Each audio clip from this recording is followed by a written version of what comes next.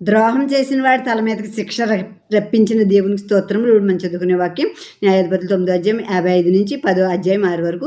అబీమెలెకు చనిపోయినని ఇశ్రాయేలు తెలుసుకున్నప్పుడు ఎవరి చోటికి వారు పోయిరి. అట్లు అబీమెలెకు తన 70 మంది సహోదరులను చంపుట వలన తన తండ్రికి చేసిన ద్రోహం దేవుడు మరలా అతని మీదికి రప్పించెను. షేకెము వారు చేసిన ద్రోహం అంతటిని దేవుడు వారి తలల మీదకి మరలా రాజేసెను.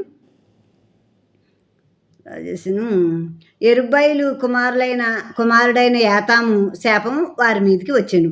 అబీమెలెకునకు తర్వాత ఇస్సాకారు గోత్రికుడైన దోదో మనవడును పువ్వా కుమారుడైన తోలా న్యాయాధిపతిగా నియమింపబడెను.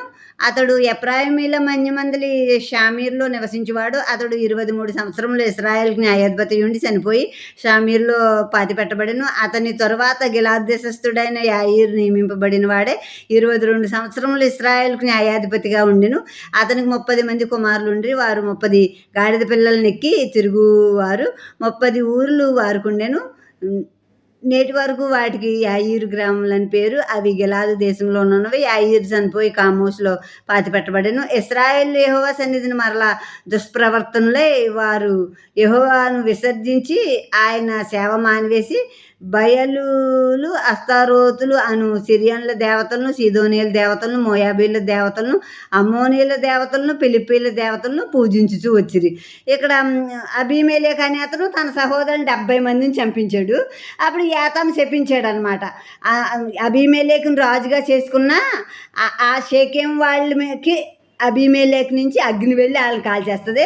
ఆ షేకెం వాళ్ళ నుంచి అబీమెలెకుని కాల్చితే అబీమెలెకు నుంచి వచ్చి మళ్ళీ షేకెం వాళ్ళని కాల్చుతుంది. అంటే ఇద్దరికి వైరం వచ్చి ఇద్దరు ఒకళ్ళు నాశనం అవుతారని చెప్పేసి శపించేసాడు యాతాము. ఆ శాపం ఇప్పుడు తగిలింది. అబీమెలెకు తిరగాలి రాయితో ఒక స్త్రీ పడేసినప్పుడు అతని నెత్తి మీద అతను చనిపోయాడు అబీమెలెకు. ఇప్పుడు ఈ అబీమెలెకు చేసిన ద్రోహానికి ప్రతిగా మళ్ళీ అతనికి కూడా అదే శిక్ష దేవుడు విధించారు అక్కడ. ఇక్కడ అబీమెలెకు తర్వాత తోలా అనే ఒక అతను పువ్వా కుమారుడు తోలా న్యాయాధిపతిగా 23 సంవత్సరాలు ఇశ్రాయేలుకు ఉన్నాడు. తర్వాత యాయీరు అనే అతను 22 సంవత్సరాలు న్యాయాధిపతిగా ఇశ్రాయేలుకు ఉన్నాడు. ఈ యాయీరు పేరు కొత్త నిబంధనలో కూడా మనకు ఉంటుంది. మార్కు 5:22లో యాయీరు తన కుమార్తె 12 సంవత్సరాలు వయసు కలిగిన కుమార్తె సావసిద్ధమైందని యేసుక్రీస్తు ప్రభు దగ్గరికి వచ్చి పాదాల మీద పడినప్పుడు ఆయన బాగు చేయటానికి వెళ్తారు.